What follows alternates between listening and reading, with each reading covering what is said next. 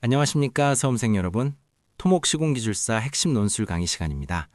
오늘은 비탈면 보강공사의 꽃이라 불리는 그라운드 앵커, 그 중에서도 가장 핵심인 초기 긴장력 결정에 대해 깊이 있게 다뤄보겠습니다. 네, 반갑습니다. 수험생 여러분. 오늘 다룰 주제는 기술사 시험에서 단골로 출제될 뿐만 아니라 실무에서도 구조물의 안전을 좌우하는 아주 중요한 개념이죠. 함께 차근차근 살펴보시죠. 네, 교수님. 먼저 그라운드 앵커라는 공법이 비탈면이나 구조물에서 정확히 어떤 역할을 하는지 그 기초적인 부분부터 짚어주시겠습니까? 네. 아주 기초적이면서도 본질적인 질문이군요. 그라운드 앵커는 쉽게 말해 불안정한 사면이나 옹벽이 무너지지 않도록 깊은 지반의 뿌리를 받고 강한 힘으로 잡아당겨주는 보강제입니다. 토합에 저항하고 변형을 막아주는 핵심 역할을 하죠. 그런데 여기서 중요한 점은 그냥 박아두기만 하는 것이 아니라 인위적으로 긴장력을 주어야 한다는 겁니다. 그 중에서도 처음 도입하는 초기 긴장력이 앵커 성능의 성패를 가른다고 볼 수 있죠. 성패를 가른다. 그만큼 중요하다는 말씀이시군요. 그렇다면 이 초기 긴장력을 적절하게 확보했을 때 얻을 수 있는 핵심적인 가치들은 어떤 것들이 있을까요? 네, 크게 4가지 정도로 정리할 수 있습니다. 첫 번째는 당연히 구조물의 안정성입니다. 설계 하중을 충분히 지지해서 붕괴 위험을 근본적으로 막아주죠. 두 번째는 변형의 최소화입니다.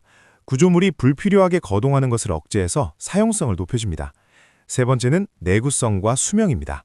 적절한 긴장력은 앵커체의 부식을 방지하고 공용 수명을 늘려주죠. 마지막으로 경제성입니다.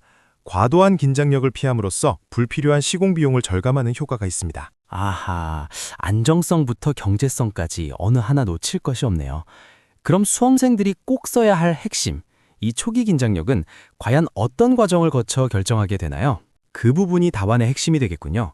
초기 긴장력 결정 방법론은 크게 3단계로 볼 수 있습니다.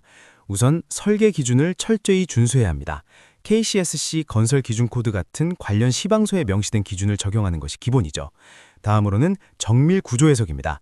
모델링을 통해 작용 하중을 산정하고 소요 긴장력을 도출해야 합니다. 그리고 가장 중요한 것 중 하나가 바로 현장 시험 시공입니다.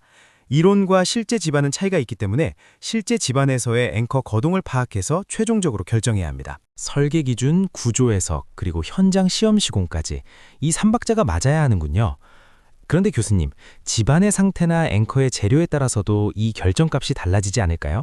고려해야 할 변수들이 많을 것 같습니다. 그렇습니다. 아주 날카로운 지적이세요. 결정 시 고려해야 할 주요 내용들이 있습니다. 첫째는 지반 조건입니다. 토질의 종류나 강도, 투수성에 따라 지력과 변형 특성이 완전히 달라지니까요. 둘째는 앵커의 재원입니다. 앵커의 형태, 사용되는 재질, 정착 방식에 따라 내구성이 결정되죠. 그리고 시공 환경이나 주변 구조물과의 인접성 등도 초기 긴장력을 결정할 때 반드시 검토해야 할 요소들입니다. 설명을 듣고 보니 단순히 계산기만 두드려서 나오는 수치가 아니라 현장의 목소리와 공학적 판단이 결합된 결과물이라는 생각이 듭니다.